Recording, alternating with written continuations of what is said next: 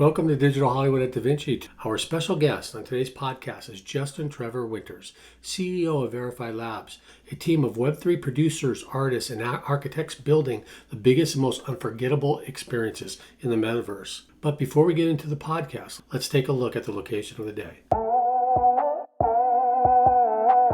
This location is from a made-for-TV movie of the week back in 1971. If you haven't guessed the film, stay tuned until the end of the podcast for more of this location.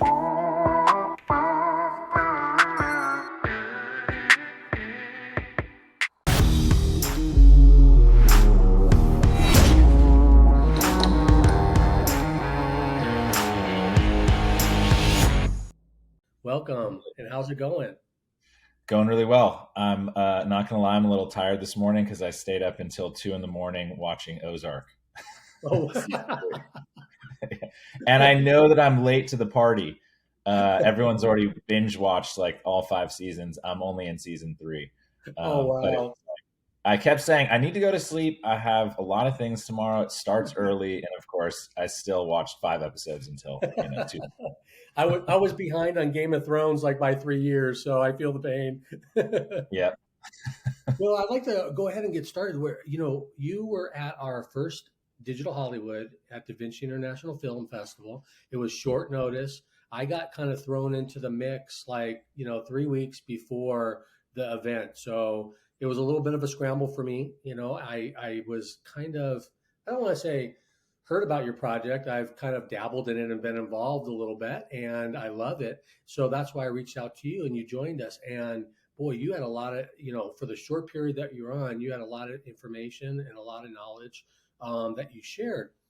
So I wanted to bring you on to our starting of our new podcast, Digital Hollywood at DaVinci, and kind of see where you guys are now at this stage of the game as far as Verified Labs, what they're doing. I know you're part of Order of the Tygon, and you got some big names there, and I've heard a lot of things growing there too.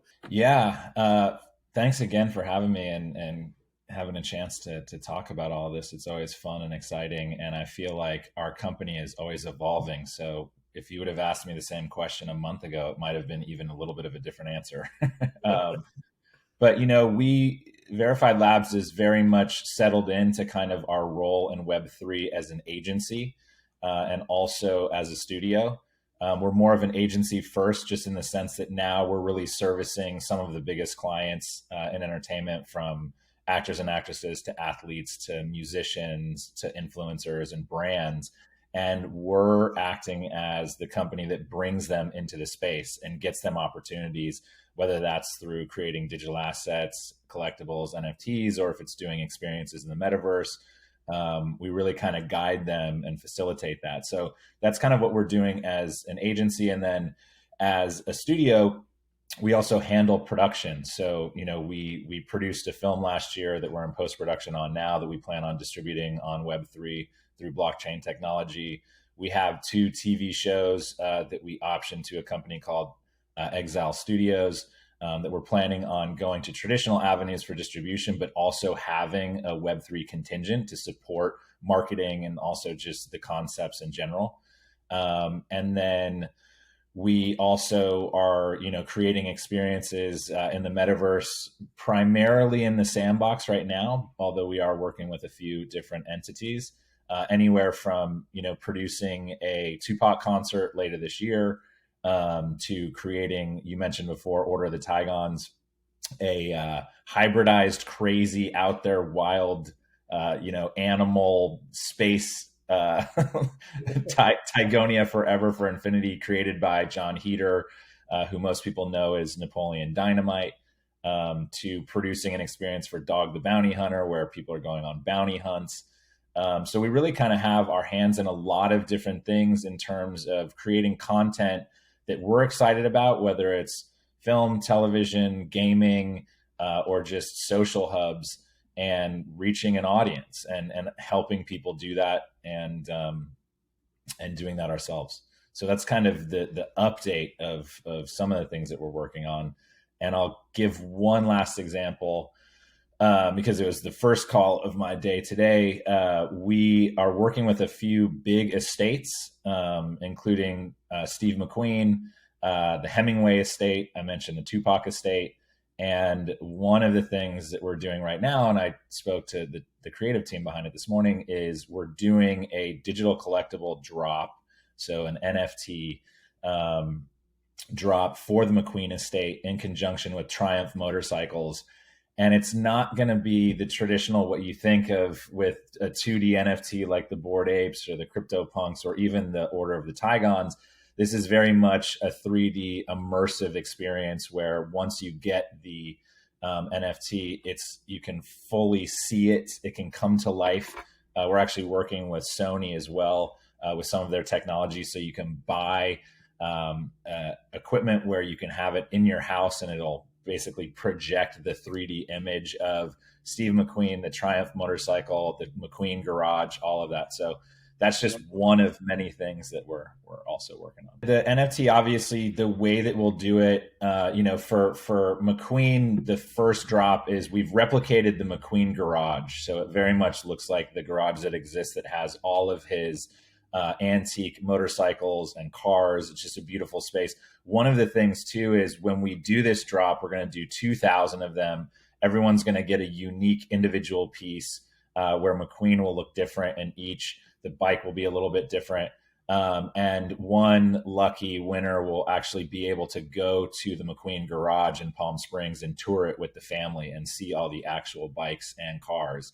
But it's a really cool thing where, everyone who gets an NFT is a part of the community, and we're planning on growing and building that community. So it's not just a collectible drop, that we can get of McQueen, but it's also the opportunity to go to the garage and to be a part of a lot of the other drops that we're going to be doing, and ultimately an experience that we're going to be creating in the metaverse as well. But the cool thing about this particular drop is it's kind of multifaceted, where once you buy the collectible, you get this wooden crate. And, you can hear the Triumph revving its engine and smoke billowing out. And you open the crate and then you have the motorcycle. McQueen comes out and he's next to the motorcycle. He gets onto it and revs the engine, and the tire actually kicks up paint onto the entire garage, and it makes a mural of McQueen on the garage, an anamorphic mural, meaning it splashes over everything. And when you look at it from a specific angle, it is a mural of him. And they're all one of a kind. So we use different colors in every single one. And once you have that full experience, you can actually go and experience it immersively. So you can look at it from all different angles. It's just a really cool, fun, if you're a fan of Triumph motorcycles or of Steve McQueen, which I am, it was my dad's favorite actor. So I watched every single one of his movies growing up. So it's like, I know personally I'm going to have as many as I can get my hands on, before they sell out. But we're building a community of, we're taking fans of Hemingway, giving them the opportunity, and also trying to bring McQueen's legacy to, a new audience. You can have one of his watches hanging up on the garage somewhere. Yep, for sure. For sure. Yeah. Yeah. The sunglasses too. I love those Carrera sunglasses that he was known for wearing. I have a few pair myself. So we were trying to team up with them as well as Triumph. We didn't get a chance to get it done for this particular drop. But if there's anyone working at Carrera out there, return my phone calls so we can get you in the next drop. Yeah. That would be awesome, man. That sounds exciting. So the crate concept is kind of like Order of the Tigons, where you got the crate and it opens up and becomes your NFT. Is that, like the cat crate or whatever you guys call that? Yeah. The cat box. And obviously, for those of you who aren't familiar with Order of the Tigons, Jon Heder, aka Napoleon Dynamite, was the creator behind it. Really, he's an old friend of mine. We've worked together for over a decade. He was in a film that I wrote years ago, and we've always looked for projects to collaborate on. And a lot of people don't know, but he actually created all the artwork for Napoleon Dynamite. He is an artist by trade. That's his passion. And so when everything started kind of coming together in the digital space and in Web3 and people were creating digital assets and artwork, I reached out to him. It was probably, over 2 years ago now. And I was like, you should really explore this space. We should think about doing some art and reaching an audience. And he was very receptive to that, immediately wanted to do it. But he was like, what do we do? Like, what's our first one? And, he drew a lot of people remember the Liger from Napoleon Dynamite, bred for its skills and magic. And he's like, what about the Liger? And I'm like, Fox owns that. It's going to take us forever to get the rights to that, but we can probably do hybridized animals, or maybe we just call it the Tigon, right? So that's how the Tigon was born. Tiger lion hybrid, very much kind of tongue in cheek in the vein of what, that artwork looked like from Napoleon Dynamite. But the funny thing is, Jon and his twin brother Dan had been creating artwork just like that, hybridized animals, since they were kids. And so it really wasn't just the movie; it was something that he was passionate about. And so, yeah, we got together. He drew a bunch of different kinds of Tigons. I think he drew over 100 different assets and wearables for the Tigons, from fanny packs to rocket moon boots and like different things like that, sunglasses, all that. And ultimately, we did a generative, and when you were in line to purchase the NFT on the Theta Drop marketplace, the first thing that you saw is what you mentioned, is the cat box. So it's this, it looks like a kid drew it. It's a little box, 2D box that just shakes, and you can see claws coming out. The Tigon's wanting to get out of the box, and then you click on it, it opens up, and then there's the big reveal of your special Tigon. I still am holding on to a few boxes because I'm like, every once in a while I just get the urge, and I'm like, I gotta open one. I want to see another one. You gotta hold on to that. Those. Yeah, they're great. It's fun. I just think it's so fun because when Jon was kind of creating that, the Tigon and the world and the lore and everything, he said to me, the awkward, kind of nerdy, unpopular kid that sits in the back of the class, and when the teacher's teaching, and this is like fourth grade, he's not paying attention because he's so immersed in this crazy world that he's created.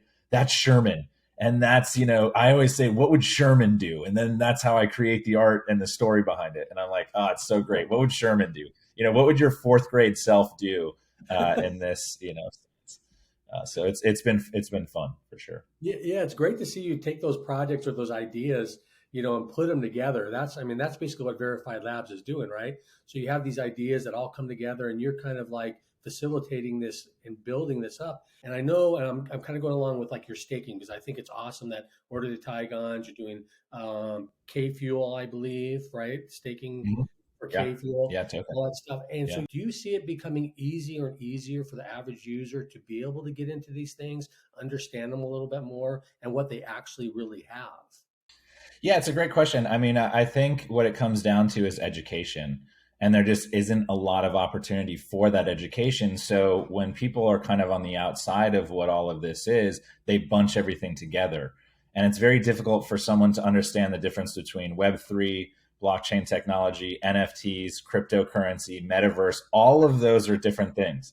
But when someone says cryptocurrency, they're just like, oh, that's all of it, and it's just not the case. And I think it's just going to have to be a willingness and accessibility to want to get into this space. And I think there's still a little bit of that resistance because, there have been issues with rug pulls and the FTX debacle and different things where it just kind of taints kind of the arena.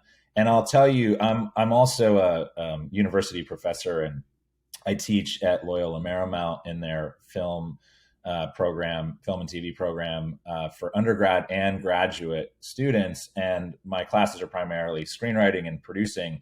And in those classes, I always like to kind of find out what my students are interested in and what they want to do and where they want to work. And so I asked them at the beginning of the semester, how many of you want to be in film? And, half of their hands go up. And then I say, how many of you want to be in TV? Another half go up. And then I say, how many of you want to be in Web3? And it's just, you could hear, a pin drop. And this last semester, actually, I asked that question, and this poor girl raises her hand, looks around, and immediately pulls it back down. And so after class, I said, well, this is really funny. So after the class, I said, why did you take your hand down? And she's like, well, I didn't want to be the only one. And I was like, well, are you interested in the space? And she said, yes. And she actually was relatively knowledgeable. She'd been doing her own research, and now she's interning for us and an assistant for everyone who's working here. And she's a huge asset and constantly researching and doing creative work for us. So, and she's immediately immersed. And it's one of those things where when she graduates here, she's going to be so knowledgeable about the space. She's going to be an asset to companies that need that knowledge. Whereas all these other students who are going the traditional path are going to have a harder time at the outset. So I really think it just goes back to educating people in the space. Until something has really happened to you, it doesn't seem relevant. I'll give you one more example. Another one of my students, I was teaching a class called The Business of Entertainment. And so I talk a lot about traditional Hollywood, but also how Web3 is affecting it, and how I see, these big changes and how to best prepare for that as creators and writers and producers. And I can tell usually when I'm talking about Web3 or metaverse or cryptocurrency, my students are just like, oh gosh, here we go again. But one of my students came up to me after class and he said, hey, can I talk to you about these NFT things? I'm like, stop whispering. Like, this is a stage. Like, what do you want to talk to me about? And he's like, my girlfriend was working for Justin Roiland. If you know Justin, he's, created, oh my gosh, why am I blanking on it? Huge animated series. I'll think of it in a second here. It's a huge one that everyone loves. I should look it up. But so Justin Roiland, big time producer creator in the space, and he created an NFT drop that was really successful. But my student's girlfriend was working for him, and at the end of working for him, he said to her, I can't pay you. I'm not going to pay you, but I'm going to give you some of these NFTs. And she's like, ugh, like, I want money. Like, I just worked. Why are you giving me these NFTs? And so she gave some to her boyfriend, and he's like, I should probably see if these are worth anything. He goes onto the marketplace and sells one immediately for $18,000. And again, that doesn't happen all the time. Right. Only 1% of NFT projects are actually successful, but it was attached to, Justin Roiland, who is a big name. It already had a built-in audience because of the animated series that he'd worked on that was, extremely popular and successful. So there was value to that NFT. And now all of a sudden, this student had $18,000 in his pocket. And I said, you have to tell that story to the class. You have to make it real. So next class, I force him. He's like sweating as he's telling this, entire lecture hall of his story and what happened. And everyone's like, wait, what? And they're like, how do I get in this space? Like, so I can make money in this space, and then I can utilize that money to finance my creative projects, like my thesis film that I need 10 grand for or 20 grand for. And I'm like, what have I been telling you?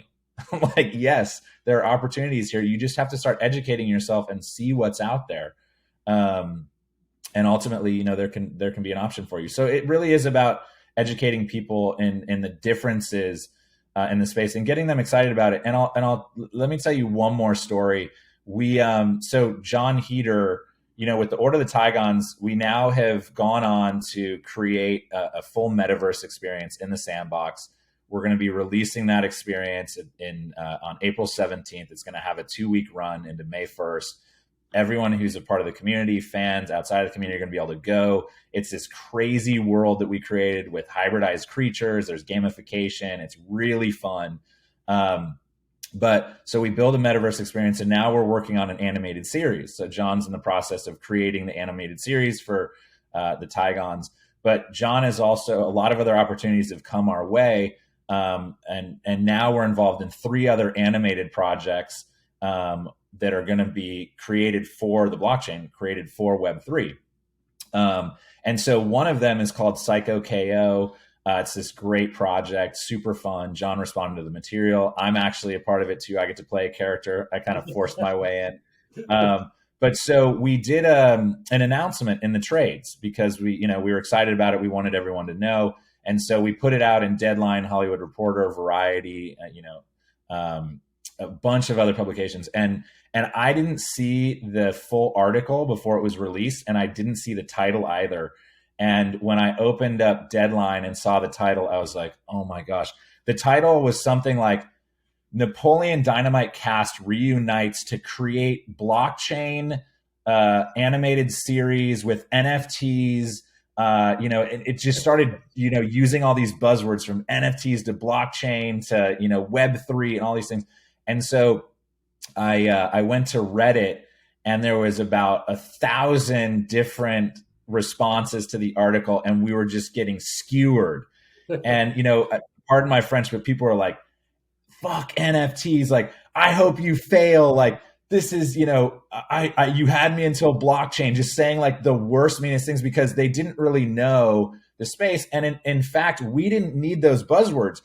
really, like, we were financing it through digital assets or NFTs, but they didn't need to know that. They just needed to know that we were financing it. It's on blockchain technology, but it's really just a streamer. It's just a different place to, watch the stream. So we don't have to say blockchain. We can just say that it's streaming.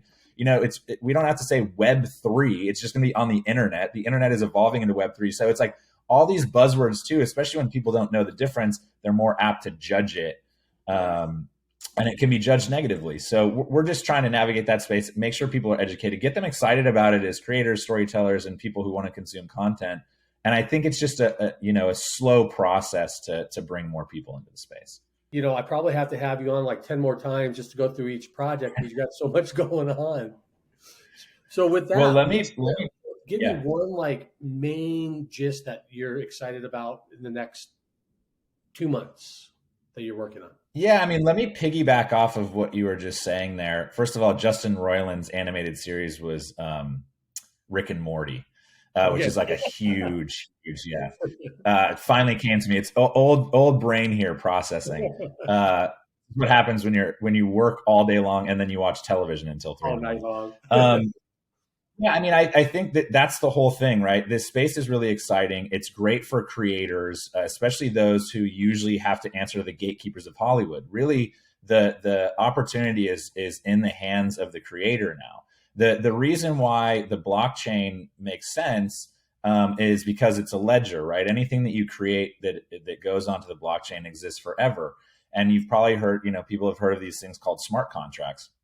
And the reason these smart contracts are so great is, usually if you work on an independent film, let's say you have $1 million to make it and you have all these different people that come together to make it. If you're lucky, you'll get something called points on the back end, which means you're going to get a percentage of the film. So if the film is profitable, you should make money once the film makes money.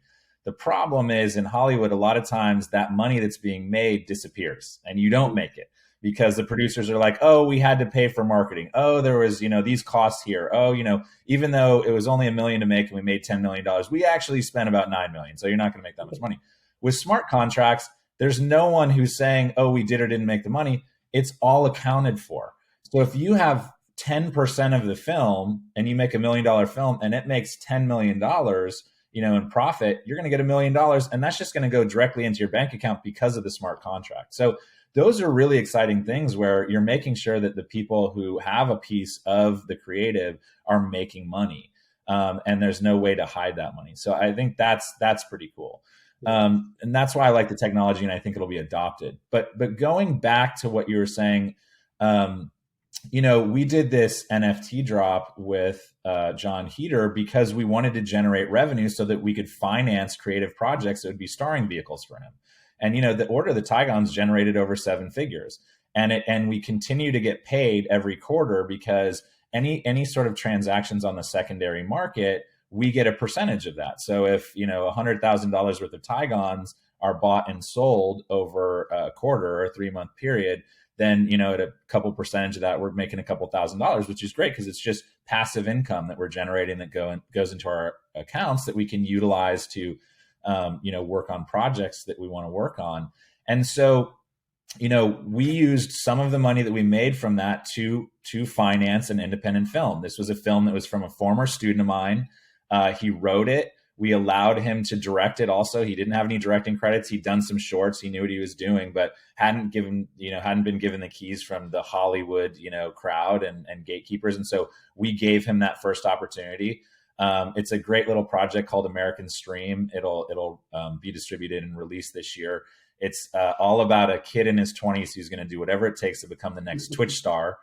Spoiler alert, he does, but he, loses his girlfriend and his friends, aren't friends with him anymore. His parents, hate him, and he has a mental breakdown on a live stream. It goes viral. And then all of a sudden he has millions of fans and makes millions of dollars, but it's because they're all making fun of him and it's at, his expense. And so it's kind of a commentary, a dark comedy on fame at what cost. But so we did this film. We got a bunch of Twitch stars to support us doing cameos and bit parts. And the reason I bring this up is, I think because we're going to have strong production value and the film is really good, in my opinion, I think we're going to have opportunity to get a major traditional distributor. That could be, a Netflix or Amazon, whatever that looks like. But If that isn't the case, we still first want to go through Web3 as the opportunity to reach an audience, right? So if you look at Hollywood, over 70% of content that is created right now is based off of source material or IP.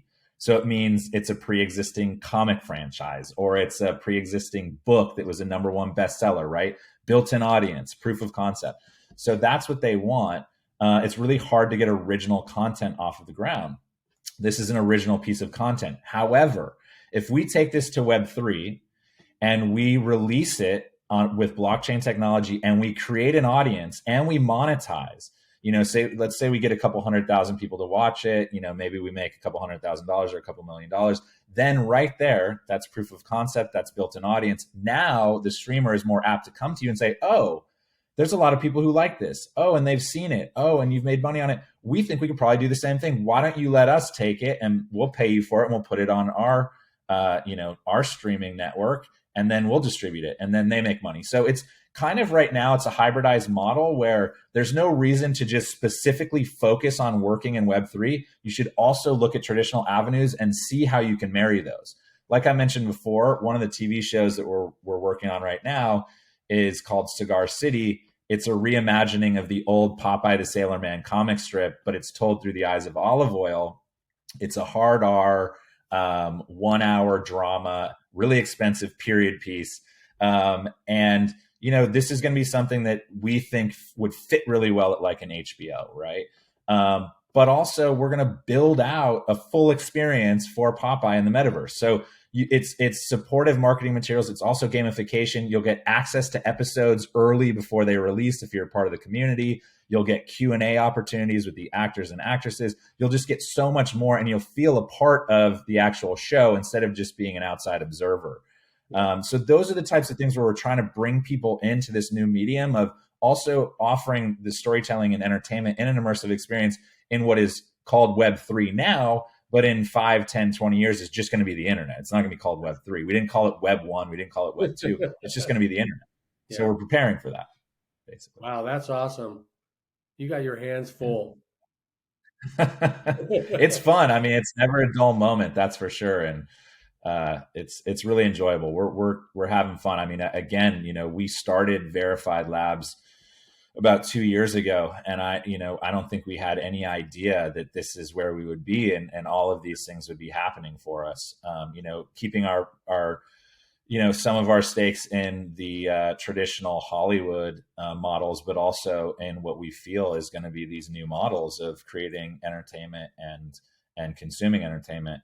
And the last thing I'll say on it, and this is what I love about a lot of the space is, when I was a kid, being a product of the 80s, in the 90s, I would go to the mall to like hang out with my friends, to get food, to go to movies, to, gossip and, chase after girls and buy clothes and all that stuff. And that was just so fun. That was the social hub. That's where we went. That's where we hung out.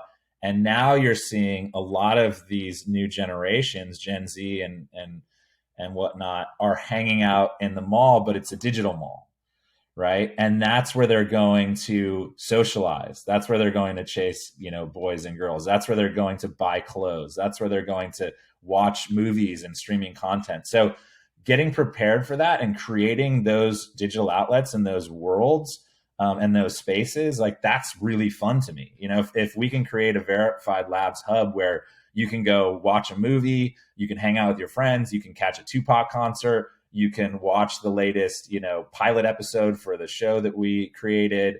You can buy NFTs or tour a museum that has our NFTs in it, or, other artists in it. Like that's really exciting to me. And it seems like we're moving in that direction where a big part of the population is spending more time in these types of settings, which is Web3 and gaming.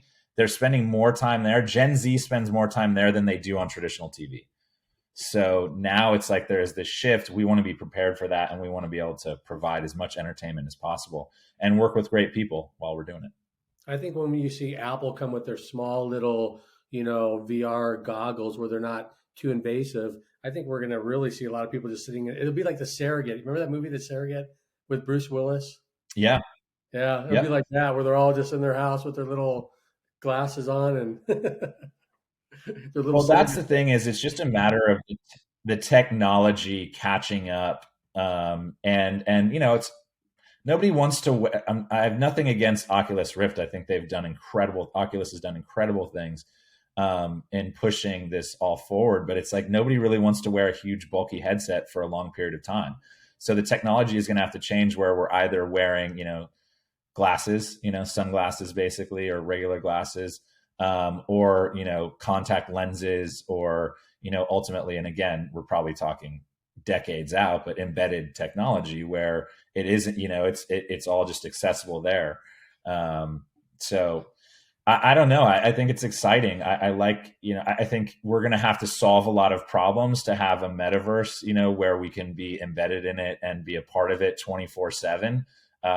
Just the amount of energy and electricity to, power that is astronomical. So there's a lot of problem solving that we're going to have to do. But I think as we slowly evolve into the space, like we want to be at the forefront of that. And I think, to your question very much earlier on in this, like, what is it going to take to get people in the space? I think it's going to take the one thing that interests them, right? The Tupac fan that might not have been interested in the metaverse that can now see him come back to life and listen to 16 of his, biggest songs in what feels like a video game simulation is probably going to do it. And then all of a sudden they're going to be like, wow, I can't believe I said all these terrible things about this space. I love it, right?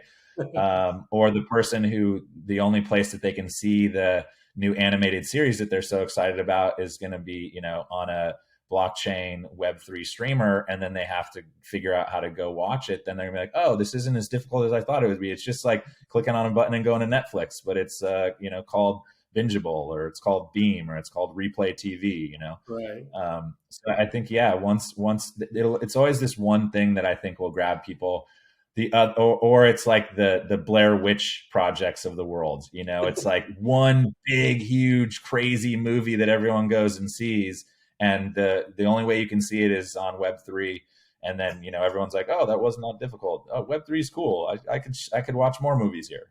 Exactly. Um, Exactly. yeah. Well, I know you're busy. I appreciate your time today. I will be reaching out to you again, probably a few times. And Digital Yeah. Hollywood, maybe for next year, is always open to you. So maybe we'll be talking further about that. So with that, do you have any final words you would like to say? Love everything that you guys are doing with Digital Hollywood. We always would love to be a part of it. We're having fun. We're going out to New York here soon for NFT NYC, and then we have NAB, and then we have Consensus, and we're trying to get out to as many of these conferences and panels as possible, just to continue educating and get the word out on some of the projects that we're working on, and just get people excited about the space. So anytime that you want to have us on, the podcast, we'd love to join you. Anytime you have anything going on with Digital Hollywood, we'd be happy to be a part of it. And I can always wrangle some of my friends, that are much more exciting than me. Maybe, we can get Jon Heder on here. Yeah, you're pretty excited. And he You can got some energy. talk about I try. Well, it's like I'm leaving here to go up to CAA for lunch, a creative artist agency, to talk about some of their clients that we're working with that are the biggest pieces of talent in the world. So I am just a little small piece of this where, there's some exciting people that, we're going to start probably dragging along for more of, these podcasts and anything that we're doing in PR and publicity. So we'll put our heads together and see who makes sense and bring some more people on here to reach your audience and get them excited about what we're doing. Awesome. Well, thank you, Justin. You have a wonderful day. Thanks. And I'll be talking to you soon. Yeah, All right, bye. for sure. All right. All right. See ya. Hope you enjoyed today's podcast with Justin Winters. And to get more information on his project with Jon Heder, you can check out Order the Tigons at orderthetigons.com.